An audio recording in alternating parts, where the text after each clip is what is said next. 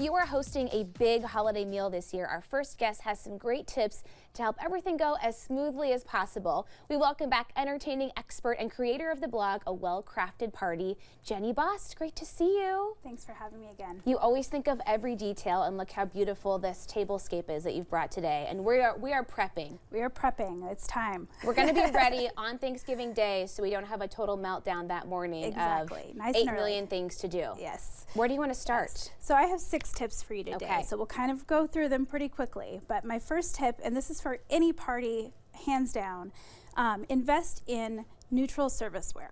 Okay. So it's so easy to fall in the trap of getting, wonderful, beautiful serviceware that's holiday specific. Stuff with the turkeys on exactly. it. And yeah. But then you can only use it for that one thing. You have to store it every year.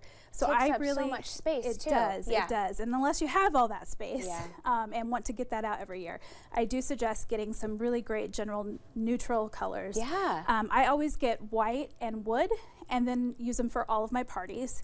I switch up the decor with my linens and printables instead. And that's a lot less stuff to maneuver, and sure. you can zhuzh it up really easily. I mean, you can see all the things you've had here when you point out the kind of neutral base. Exactly. But you add those extra touches. Exactly. Okay, what's next? Next, you feast first with your eyes. Okay. So we don't want school cafeteria when we have a buffet, right?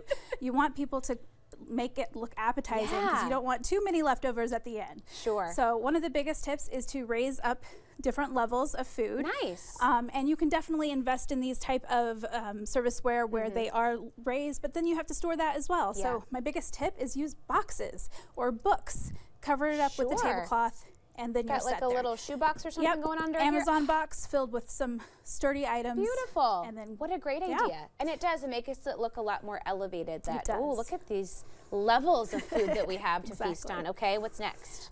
Prep early, Yeah. whatever you can. Especially with Thanksgiving, there are so many different traditional items that you can really prep weeks in advance and freeze. You really can. Yeah, so macaroni and cheese, your green bean casserole, your sweet potato casserole. Just don't put the toppings on them. Go ahead and prep them, freeze them, go.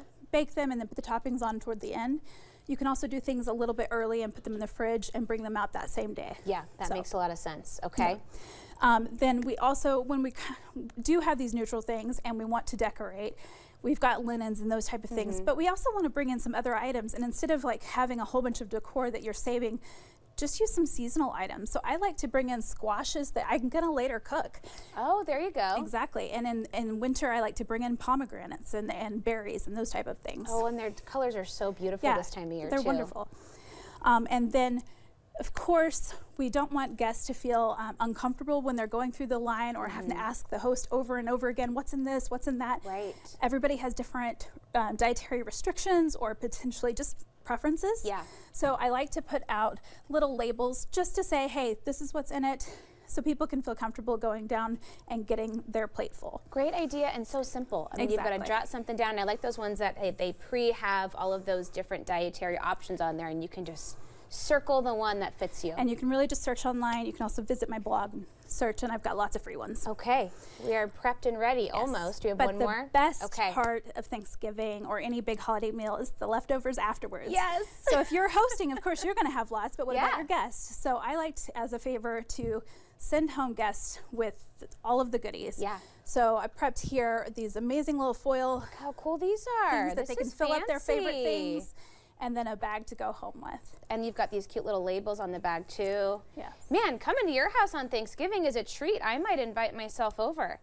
Yes. Well, I have to say, I actually go to somebody else's house every year for Thanksgiving, and they treat me very, very well. Okay, So. okay, you're here to pass on the good tips. Are there Yes. certain dishes or go-to things that you love to bring if you're going to somebody else's house? My favorite thing is the corn casserole. And Oh. it's really easy, jiffy corn mix. You Okay. put in some cheddar cheese. You put in some other fixings.